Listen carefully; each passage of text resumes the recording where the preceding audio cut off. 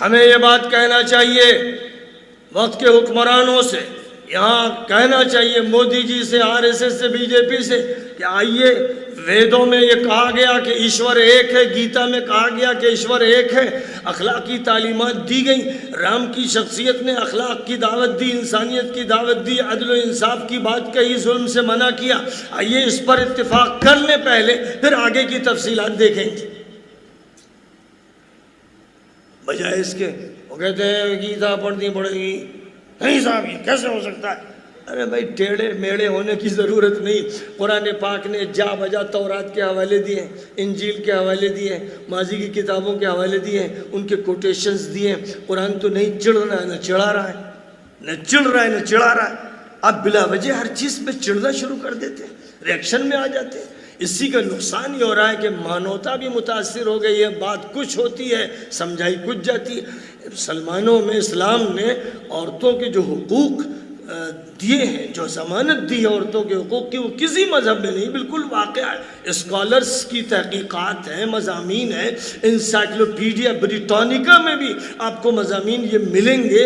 اور اسلام اس اعتبار سے سپریمیسی رکھتا ہے، سب پر غالب ہے. لیکن بتایا نہیں گیا، بتایا نہیں گیا. آپ نے صرف ایک چیز اٹھا لی اور کہا کہ بس 3 طلاق ہوتی ہے. اب دوسرا کہتا ہے کہ اس میں عورت ہمارے در پر آ رہی ٹھوکر کھاتی ہوئی کہتی ہے کہ شوہر نے نکالا، دروازہ بند کیا، دھکے مارے، کہا تجھے 3 طلاق. اور اس کے بعد کسی نے دبئی سے لیٹر لکھا کہ تجھے 3 طلاق، کیونکہ دبئی میں اسے کوئی دوستی کرنے والی پسند آ گئی. اور آج کل کی دنیا میں موبائل میں چیٹنگ کے لیے ہر طرف موجود ہیں. کچھ ایسے ہیں جو لڑکے ہیں، کچھ لڑکیاں ہیں، وہ دھوکہ دینے کے لیے ایک دوسرے کے ساتھ یہ معاملہ کر رہے ہیں یا کر رہی ہیں. تو کتنے نوجوان ہیں جو ان کے چکر میں پھنستے ہیں اور اپنی بیوی کو طلاق دے دیتے ہیں. اس پر ظلم ہوتا ہے، بالکل کھلی بات ہے کہ ظلم ہوتا ہے. اب ظلم کے جتنے بھی واقعات ہیں وہ ہائی کورٹ میں جا رہے ہیں، وہ سول کورٹ میں جا رہے ہیں، وہ سپریم کورٹ میں جا رہے ہیں. وہاں فائلیں ہیں، آپ کی صرف باتیں ہیں، وہاں فائلیں ہیں، وہاں وہ افراد ہیں اور فائلیں. اب آپ ان کا انکار کرو گے تو بات چلے گی نہیں. اس لیے جو غلطی ہے اس کا اعتراف کیجیے، اور جو اصلاح ہو سکتی ہے اس پر بات کیجیے، تو راستہ کھلے گا، راستہ کھلے گا. اسلام کو سمجھانا پڑے گا اسلام کا نظام کیا ہے. میراث عورت کو آدھی کیوں دی جاتی، مرد کو پوری کیوں دی جاتی، عورت کی گواہی آدھی کیوں ہے، مرد کی پوری کیوں ہے. اس کو سمجھانا پڑے گا، لاجیکلی سمجھانا پڑے گا. اس کو عقلی طور پر بھی، سائنسی طور پر بھی، دینی طور پر بھی سمجھانا پڑے گا. اور مخاطب آپ کا جب دیندار نہیں ہے تو آپ کو سائنسی اعتبار سے، معاشرتی اعتبار سے، دنیا کی تاریخ کے جائزے کے اعتبار سے وہ بات سمجھانی ہوگی، یہاں تک کہ آپ اس کے دماغ کو اپیل کریں، تب جا کر آپ حجت قائم کر سکتے ہیں.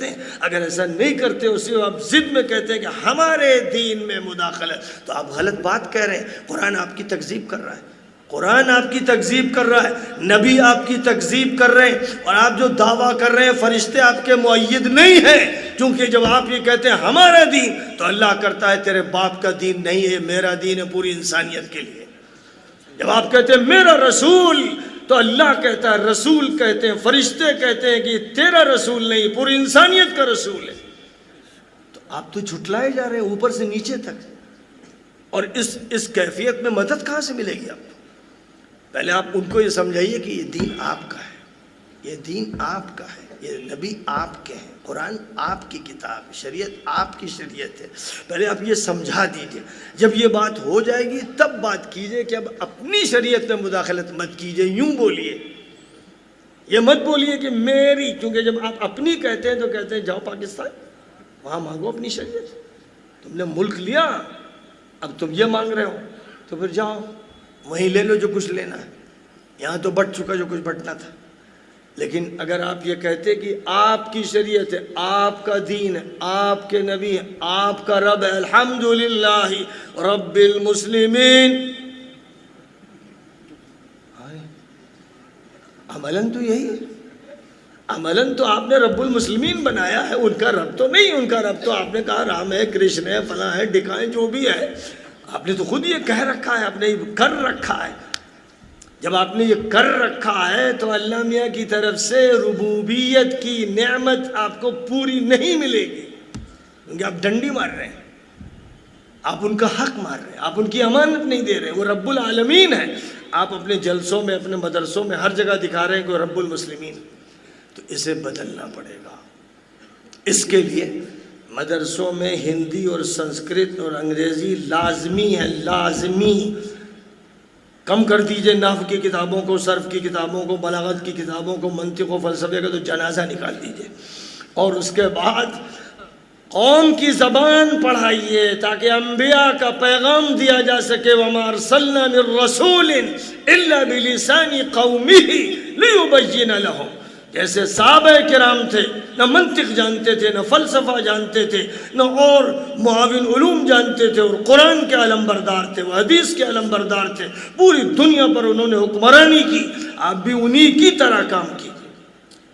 بوجھ کم کر دیجئے، کتابیں کم کر دیجئے، یہ زیادہ ٹھوکیے بجائیے نہیں، بلا وجہ مدرسوں میں بھی آپ پریشان ہیں، طلبہ بھی پریشان ہیں، آپ اتنا ٹھوکتے پڑھاتے ہیں کہ طلبہ کا دماغ پھٹا جاتا ہے۔ کم پڑھائیے، عمل زیادہ کروائیے، اور انگریزی پڑھوائیے، ہندی پڑھوائیے، سنسکرت پڑھوائیے، اپنے طلبہ کو گیتا کے مضامین سے واقف کر دیجئے، اور پھر بتائیے کہ قرآن کیسی نگرانی کرتا ہے، حکمرانی کرتا ہے۔ قرآن کی برتری اسی وقت سمجھ میں آتی ہے جب انسان وید پڑھتا ہے، گیتا پڑھتا ہے، زردشت کی کتاب پڑھتا ہے، بدھا کی کتاب پڑھتا ہے، اولڈ ٹیسٹامنٹ پڑھتا ہے، نیو ٹیسٹامنٹ پڑھتا ہے۔ ان سب کو جب پڑھ کر قرآن کو پڑھتا ہے تو صاف لگتا ہے کہ خداوند قدوس نے اگر کوئی آخری کتاب اتاری ہے تو وہ قرآن ہے، اور وہ کتابیں آؤٹ آف ڈیٹ ہو چکی ہیں، یہ اس کو معلوم ہوتا ہے۔